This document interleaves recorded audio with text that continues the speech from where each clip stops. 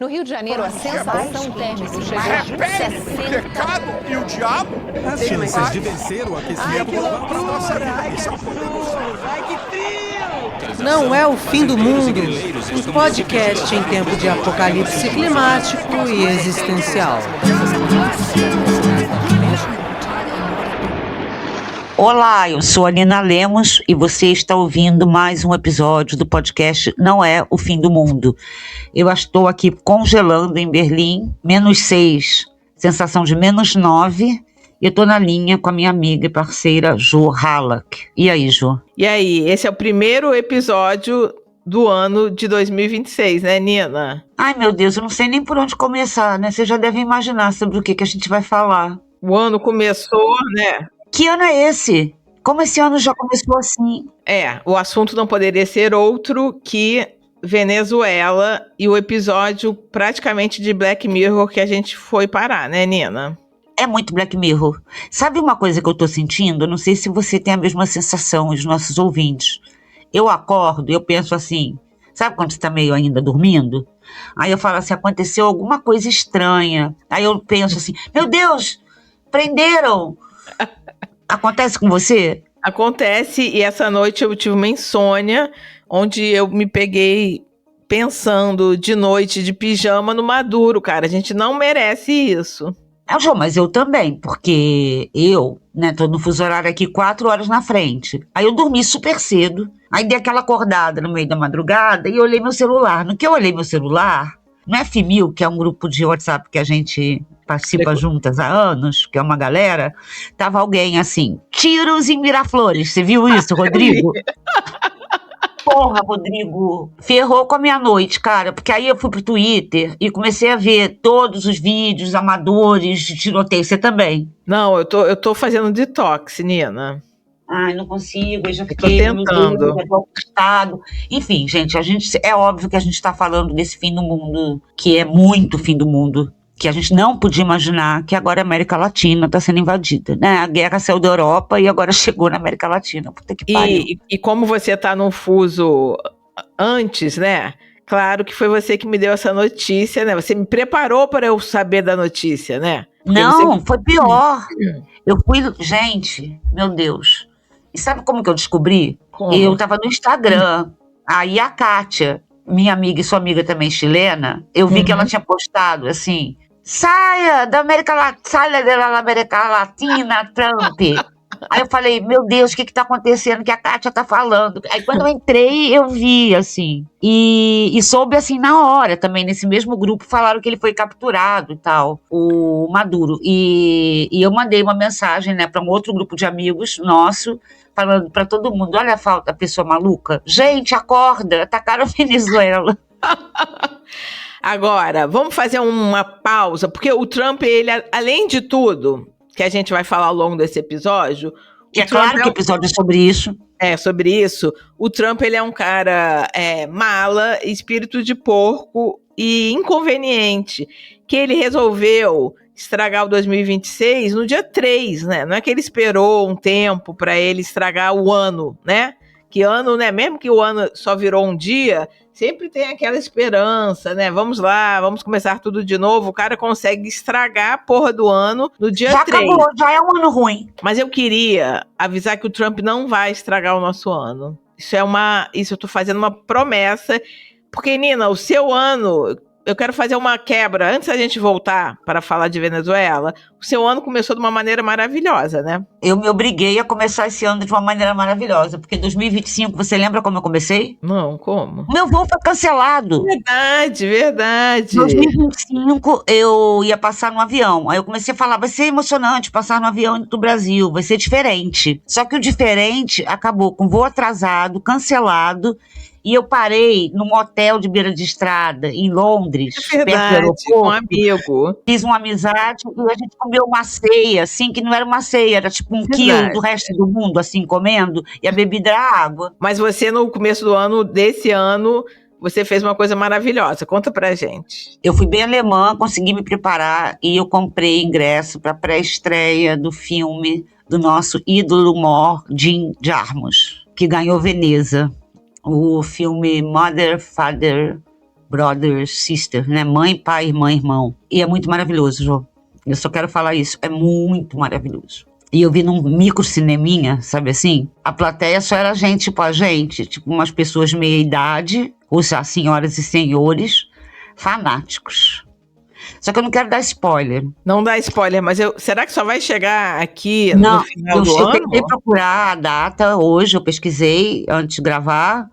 E tá previsto aí meio de janeiro, mas não tem data certa. Aqui na Europa, 8 de janeiro é a estreia. E eu consegui na pré-estreia. Gente, que eu comprei assim com muita antecedência, mas foi a melhor maneira de começar o ano. Só que assim, é bem triste, eu chorei e tal. Que é sobre o tema da nossa vida atual, que é pais idosos, relação de filhos e pais e tal.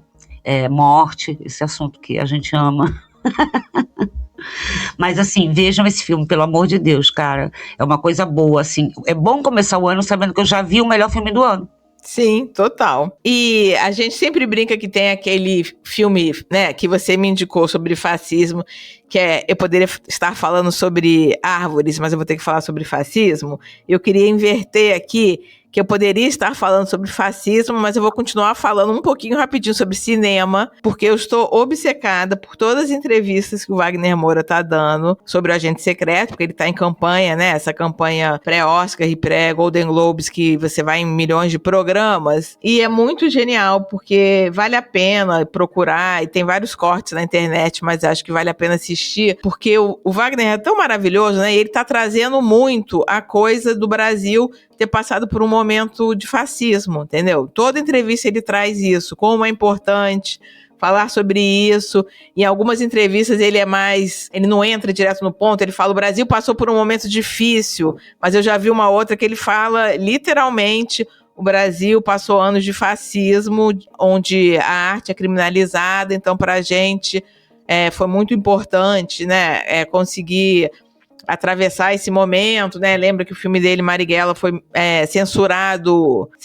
não censurado diretamente, né? Mas assim, foi boicotado, enfim. Então eu tô obcecada por todas as entrevistas do Wagner Moura, maravilhosas. E ele tem um humor ótimo também, ele né? tem um humor ótimo, ele tá trazendo esse tema, né? E aí eles ganharam agora um prêmio, foi maravilhoso, que eles tinham que anunciar também melhor filme depois.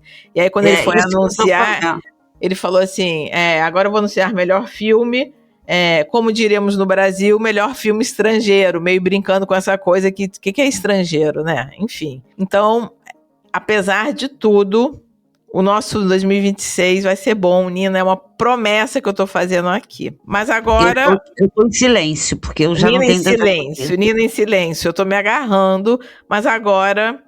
Depois desse prólogo cinematográfico, a gente vai falar do assunto que todo mundo fala. Todo mundo fala na rua, no dentista, em qualquer lugar. Hoje eu fui no dentista, acabei de chegar do dentista, e o meu dentista falou. Outro dia eu estava chegando num prédio onde moram meus pais, o porteiro veio falar, todo mundo só fala disso, e todo mundo que eu converso é unânime, né? Que merda, né, Nina? Cara, é porque é muito sério, né, Jô? Sim. Eu não sei se a gente fala pra tentar se aliviar do medo, é uma coisa que a gente nunca viu, e aí, de fato, é super Black Mirror, a gente tá num episódio de Black Mirror, e hoje eu me vi sentada na varanda, -6, olhando pro além, fumando um cigarro, pensando, cara, nem a América Latina tá segura mais. Porque, sei lá, morando aqui na Europa, com guerra da Ucrânia, terrorismo, é claro que o Brasil não é seguro, gente, não é isso que eu tô falando, mas eu tô falando de risco de guerra, né? Eu sempre penso, qualquer coisa eu fujo do Brasil, né? Eu tenho esse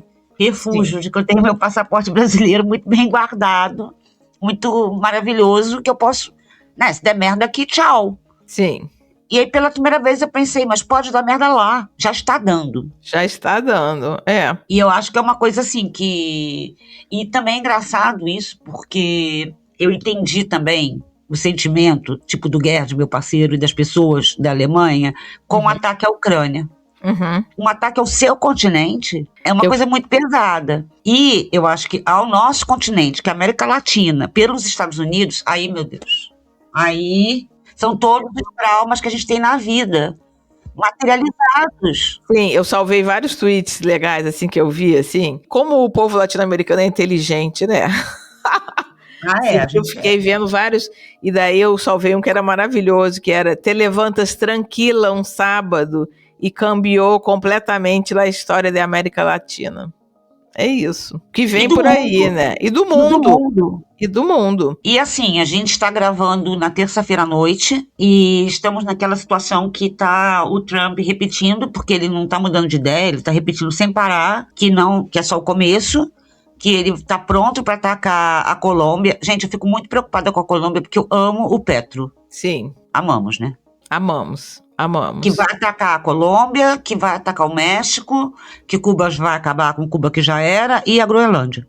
E é muito doido que parece que tem um relatório americano da administração trumpista, que eu não li, mas enfim, eu vi pessoas que são especialistas em geopolítica comentando, que tem esse relatório desse plano americano e que ele realmente é todo focado na América Latina. E eu acho que o Trump deixou bem claro naquele piti dele, ele e o Marco Rubio, na verdade. Quem deu o piti foi o Marco Rubio, mas eles já até botaram um card lá no Instagram patético deles, que era com a história do petróleo, né? Que os americanos que iam cuidar do petróleo, e ele falou assim: como pode outros países virem se fortalecer a partir do petróleo da Venezuela do nosso hemisfério? Daí ele botou um card, nosso hemisfério. Cara, mano... É uma loucura. E daí é tão ridículo que, assim, que nosso hemisfério, o caralho, entendeu? Né? E a outra é que, tipo assim, esse pensamento do nosso hemisfério, que é um pensamento maluco, ele não serviu para os Estados Unidos e no Iraque, que não é do hemisfério, teoricamente, né, deles, e invadir com outro caô, pegar o petróleo e destruir um país, né, assim. Ele destruiu milhares de países, não no próprio hemisfério. Agora ele está destruindo o próprio hemisfério. Essa que é a diferença. Que agora ele está fazendo perto de casa. Eu dei uma olhada aqui no histórico dos horrores que eles fazem contra a gente, Estados Unidos, e a última vez que eles de fato invadiram um país para tirar um presidente foi em 1989 no Panamá, quando eles prenderam o general Noriega, que é uma história louquíssima, porque ele era ex-agente da CIA, lembra disso? Sim. Então ele sabia vários segredos, então é tipo uma coisa de máfia, né? Tem que pegar ali o arquivo vivo, tem que transformar o arquivo vivo em arquivo morto. E a desculpa era a mesma, era narcotráfico. E eles usaram o mesmo caô em 54 para ajudar a derrubar o governo da Guatemala. E aí, obviamente, não vamos esquecer, vamos lembrar para sempre, que eles ajudaram as ditaduras militares da nossa década, né? Da década que a gente nasceu, Sim. Do Chile, da Argentina, do Brasil, etc. e tal. Sem eles não teria tido golpe de Estado e ditadura e milhões de mortos nesses países todos. Então, esse é o tamanho do BO e esse é o tamanho do trauma.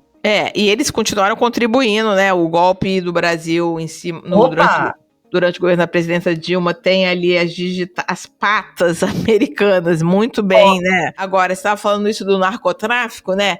Realmente, o que assusta é assim, como ele foi construindo essa narrativa da cabeça dele, né, do narcotráfico, o narcoterrorismo que ele chama, e quando ele começou a atacar os navios no Caribe, que já são violações, e o mundo não faz nada, né, isso que eu acho que, quando a pessoa, ela faz uma violação, e todo mundo só assiste, isso vai indo para o próximo passo, né.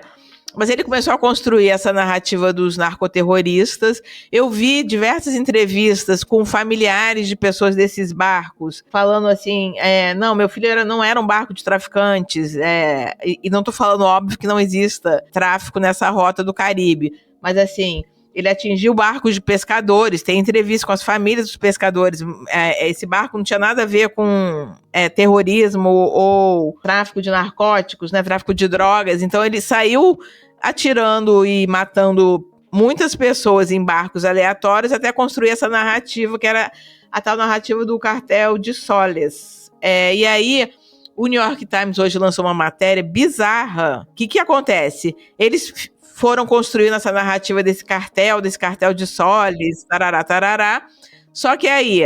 eles colocaram esse cartel naquela lista de associações terroristas, só que agora, quando eles acusam o Maduro de ser traficante, na peça de acusação não tem menções a esse cartel, porque é mentira, esse cartel não existe. Tanto que mudaram na corte o veredito dele lá.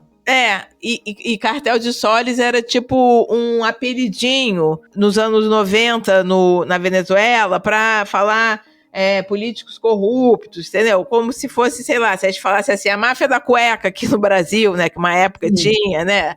Então, assim, era um nome popular sobre corrupção no país. Então, ele inventou, que nem ele inventou as armas de destruição de massa do Iraque, né? Agora, eu acho que o que me choca nisso, e a peça não tem isso, né? Então, eu estava vendo o Guga Chakra falando que ele acha até que é possível que o Maduro esse julgamento seja anulado, porque, segundo o Guga, entendeu? Acho que agora vai ser uma coisa independente do Trump, o sistema judiciário, e, enfim, realmente a gente não sabe o que está para vir, mas, assim, me choca como tudo isso vai sendo inventado e vai sendo aceito. E aí tem um ponto muito importante que tem a ver com o pronunciamento do Lula, que por sinal arrasou, né? Sim. A nota do Lula, ela é muito boa, porque ela é firme, é responsável, porque não é chamando os Estados Unidos para briga, porque, na boa, a gente não está podendo também se dar esse direito. Sim. Não dá, tem que ser responsável mesmo nessa hora. Ele fala da paz, mas ele fala, não pode, é inadmissível. E ele fala que na hora que um país começa a atacar o outro pela lei do mais forte, é o fim da civilização, né? Que vira a lei da selva. Eu acho que isso que você está falando do mundo inteiro aceitar, isso é o fim da civilização. É isso que mostra que acabou a civilização, tal qual foi desenhada ali depois da Segunda Guerra, a ordem mundial depois da Segunda Guerra, ela agora foi morta. Acabou. Já estava respirando por aparelho, já tinha milhões de guerras acontecendo, teve um genocídio, ainda tem o genocídio, ainda está rolando, é óbvio. Mas, na cara de pau, uma pessoa, um país invadir outro, sequestrar o presidente e levar para o seu país e bombardear e não acontecer nada, é uma coisa que eu não sei se isso já foi vista nesse nível, Jô. Sim, e é muito, incomoda muito que vai sendo criada essa narrativa, né, da prisão dele, que não tem nada a ver, né, com ele ser um ditador na Venezuela, como, afinal, os Estados Unidos é amigo de diversas ditaduras, e os Estados Unidos bancou diversas ditaduras e continua bancando pelo mundo, então o problema não é esse. Eu vi a presidente do México tendo que explicar isso, né, que é assim, se você não gosta do Maduro, ou você acha que o regime é ditatorial e precisa mudar, o que for, deixa isso de lado. A gente não está falando sobre isso, a gente está falando sobre um ataque à soberania. Não, e dá até preguiça a gente ter que explicar isso, né? Porque isso é óbvio. Preguiça, né? Eu até vi alguém falando... Tem uma coisa que é lei. Sim. A gente está sendo legalista nesse podcast. A gente está sendo, assim, super careta. A gente está defendendo as leis e os tratados.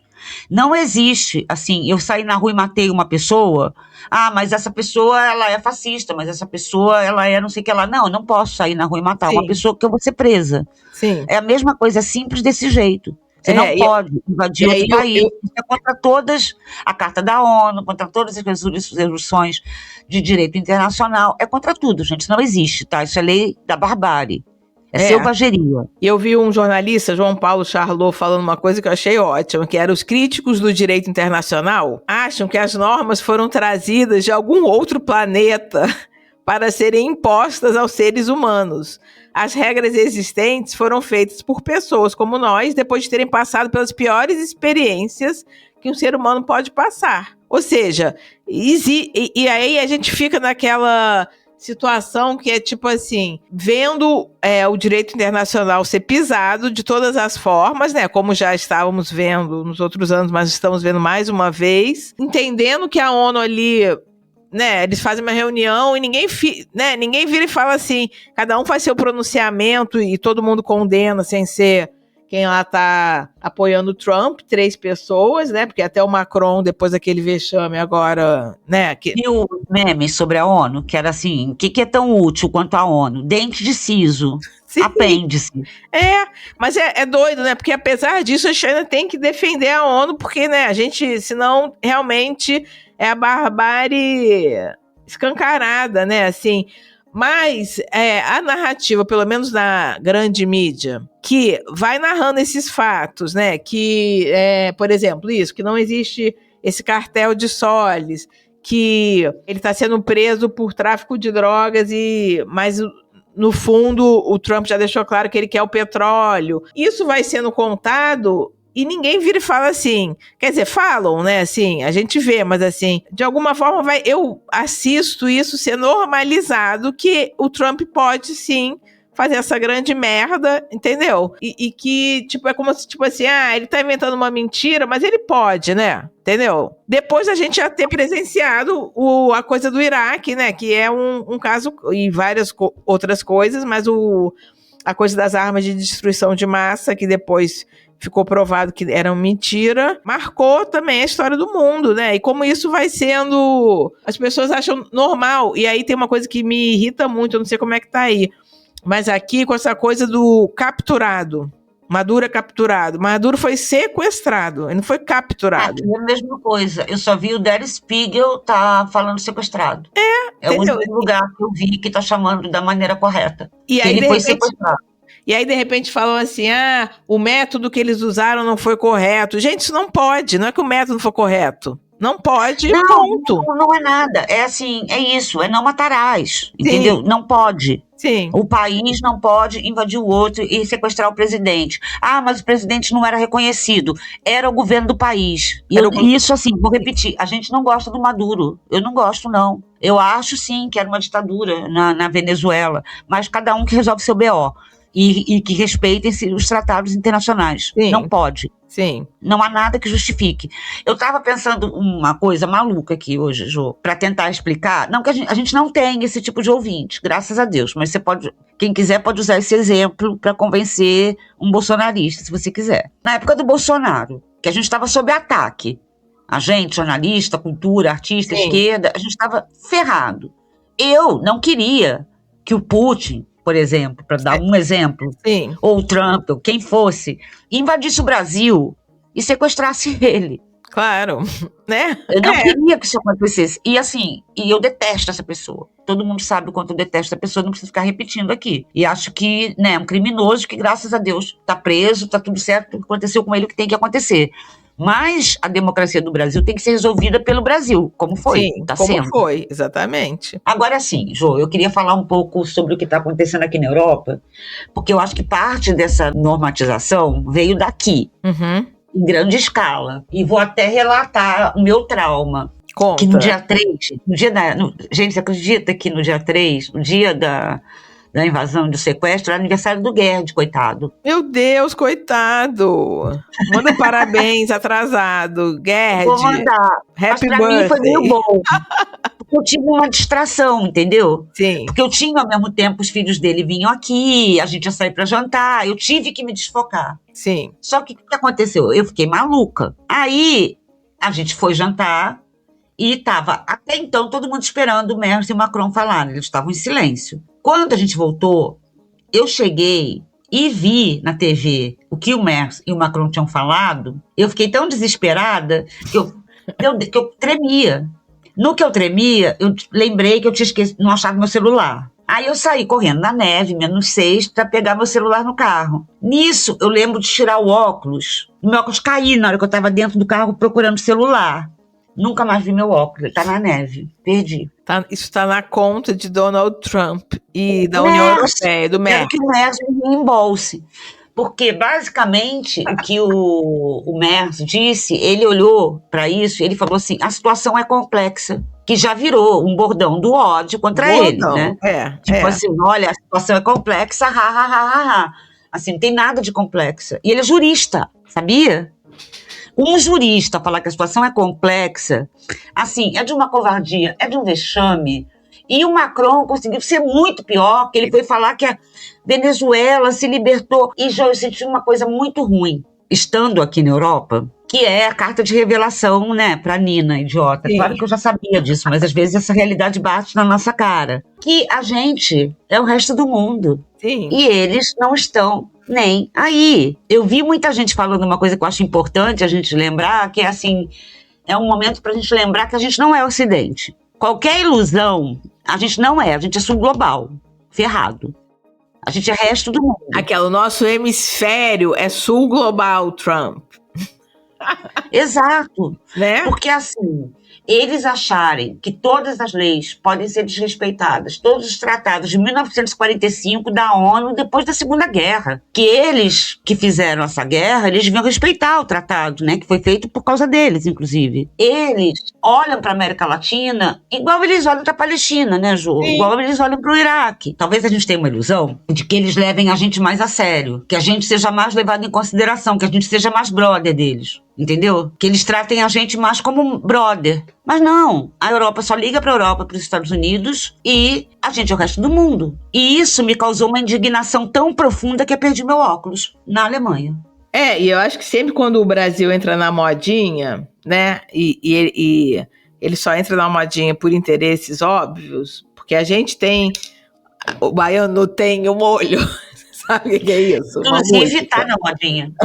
O Brasil tem o molho, o baiano tem o molho, o Brasil tem o molho, mas a gente tem que virar e falar assim, mano, foda-se que a gente tá na modinha pra vocês, o nosso rolê é com a galera do sul global, claro que não é... Cara, e assim, a gente tá na moda, mas se é pra ferrar a gente, vão ferrar. Exatamente. E ninguém vai ligar. Exatamente. Agora, assim, tem uma coisa muito importante que eu tenho que falar aqui do Macron e do Merz. Uhum. Não tô passando pano, obviamente que não, eu tô enfurecida, mas a atitude deles é basicamente covarde. E Sim. que deixa a situação toda muito mais bizarra. Porque por que eles falaram isso? Primeiro que eles demoraram umas 12 horas para fazer essas notas e soltaram juntos, né? Claro, é tudo, né, combinado, conectado com a União Europeia, que foi péssima, etc e tal. Eles dependem dos Estados Unidos para defender a Ucrânia, que também, gosto ou não gosto do Zelensky, inclusive eu não gosto, Sim. mas eu defendo a soberania da Ucrânia. Sim. E o Putin está atacando a soberania da Ucrânia.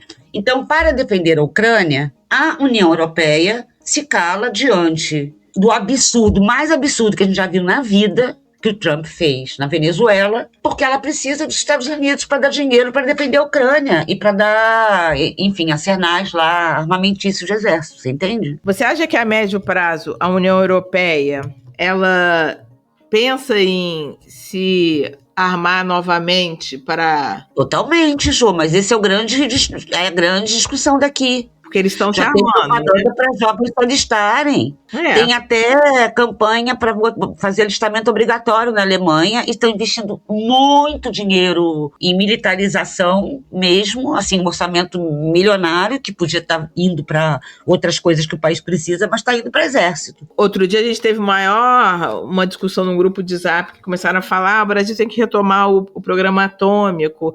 E alguém... Ai, gente, eu vi essa discussão no Twitter e me deu uma preguiça profunda. Não, eu tenho preguiça profunda, não tenho preguiça profunda não, acho que é um tema que tem que ser debatido, entendeu? A gente não pode ter chegado nesse ponto, Ju. Mas chegou, Nina, então acho que assim, não é a gente cravar o Brasil tem que ter bomba atômica e retomar o programa atômico, ou a Alemanha tem que se armar, o que for. É claro que tudo isso é triste pra caramba, que com a gente, com uma missão mundial de ter que ver se a gente vai conseguir sobreviver nesse planeta, né, que é o mote desse podcast, o dinheiro esteja sendo, e a atenção e tudo, acabe sendo desviado para a gente estar tendo uma discussão se é para ter mais armas. É bizarro, eu sou super pacifista e tal.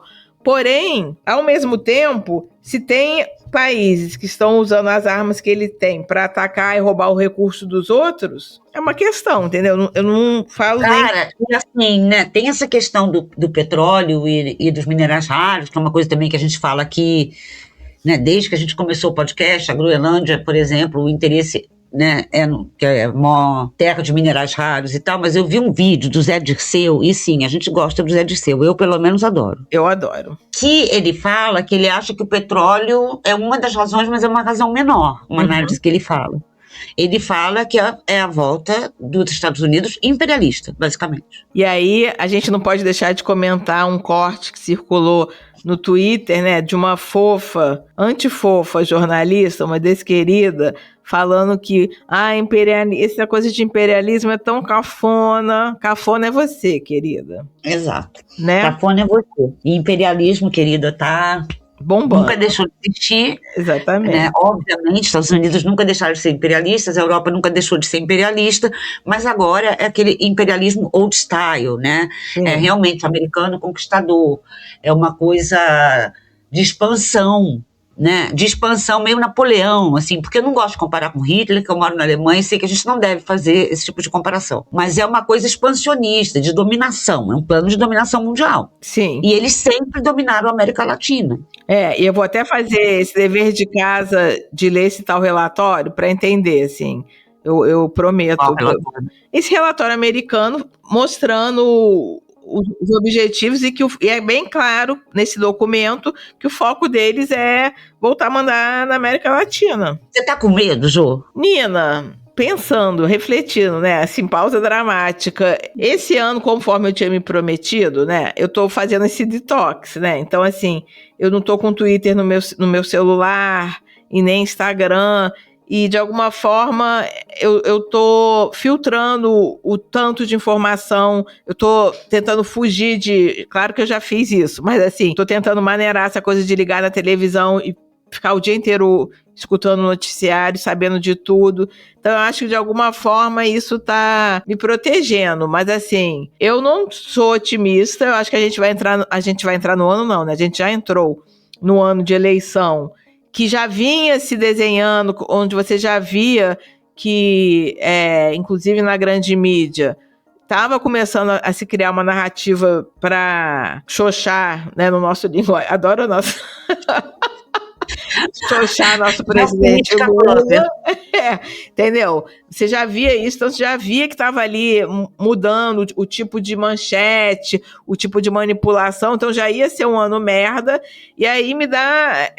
eu fico meio observando chocada, entendeu? Assim, mas eu tô tentando, de alguma forma, não me emocionar mais do que eu deveria, porque eu acho que esses últimos anos foram muito difíceis, entendeu? A geopolítica, né, me deprimiu muito, toda a questão da Palestina. Então, de alguma forma, eu acho que eu tô me protegendo um pouco emocionalmente, assim, entendeu? Tô meio... O famoso, a guerra começou, hoje eu vou nadar, entendeu? Cara, eu tenho um medo, que é um medo do novo e do desconhecido. Eu me sinto desamparada. Porque, assim, por mais que o mundo seja ruim, desde que eu nasci, e a gente nasceu na ditadura, então a gente já nasceu no mundo ruim pra caramba, na ditadura apoiada pelos Estados Unidos, a gente conhece esse mundo desse jeito, né? Então a gente se ancora nesse estado das coisas, por mais que ele seja ruim. E quando eu fico meio sem ter onde segurar, sabe? Sim. Porque as coisas estão mudando muito rápido. E isso me deixa angustiada. Sim. Isso aumenta a minha angústia pessoal mesmo, assim, sabe? A minha angústia existencial. Total. Aumenta com isso. E eu acho que ainda tem essa coisa, né, das redes sociais, que como eu tô fazendo detox, eu não tô sendo exposta tanto, que aí todo mundo sabe de tudo, né, Nina? É impressionante. E outro dia eu vi um cara debatendo com uma menina que eu sigo, uma mulher que eu sigo, que entende pra caramba de geopolítica, e ela é intelectual, sei lá, da academia. Cuidado quando você chama alguém de intelectual. Cuidado, eu vou checar, não sei, talvez ela seja filósofa. Dizem que ela é filósofa. Já vi que essa piada irá perdurar durante todo o ano de 2026, né? E a piada, para quem não pegou o gancho, só vou dar uma dica. Francisco Bosco. E aí ela começou a debater, era alguma coisa que era envolvendo Taiwan, sei lá, era alguma coisa sobre Taiwan. E aí um cara começou a debater com ela, e ela falou: querido, você não sabe o que você está falando. Começou a lá explicar. E ele virou e falou assim: é isso sim, eu dei uma pesquisada. Essa frase me pegou tanto.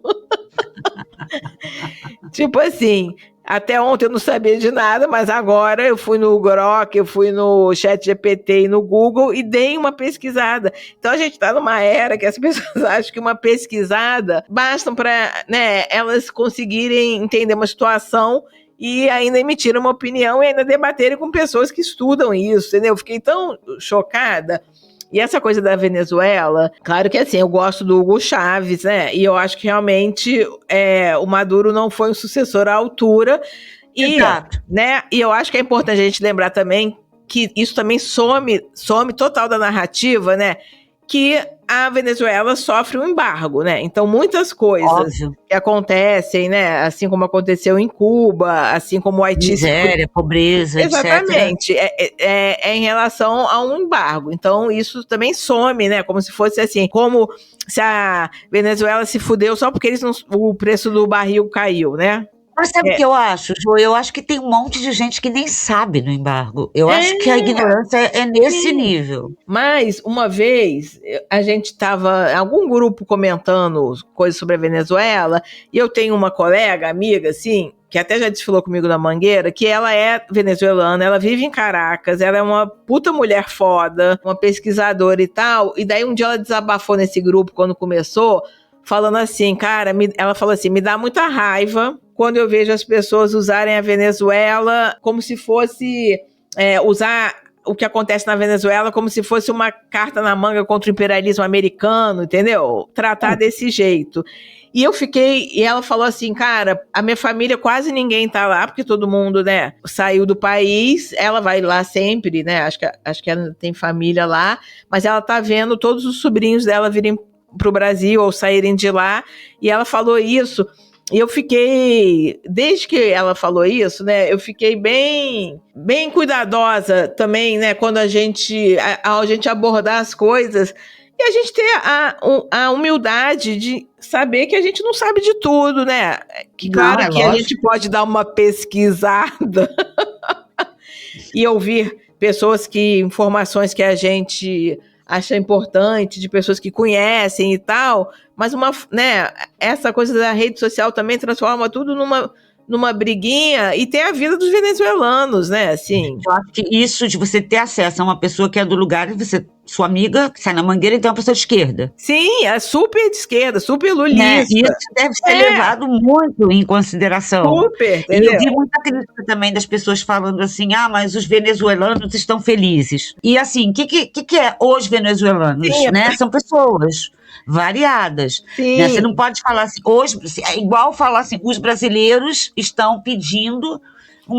que o Trump invada o Brasil. Não. Agora, Jô, isso que você está falando da opinião, você está muito chocada hoje com uma opinião que você leu no jornal, que você até me mandou. Queria que você falasse sobre esse seu andinho de estimação de hoje. A Folha de São Paulo conseguiu a proeza de chamar uma colunista que eles têm, o foco dela é empreendedorismo feminino. E beleza. De beleza, para emitir uma opinião, porque daí, né, é opinião, cada um tem a sua, então qualquer pessoa pode emitir opinião, sobre a Venezuela. Essa mulher chama Natália Beauty, ela tem um império, é uma empreendedora de beleza, ela tem um império de sobrancelhas, entendeu? Que depois virou uma escola. Respeito a quem trabalha com sobrancelha, sim, nada com. E aí, quando eu vi isso, primeiro eu falei, não, gente, isso é mentira. Ela tem uma coluna na Folha, não tem uma coluna, esporadicamente ela é convidada a escrever uma coluna de opinião.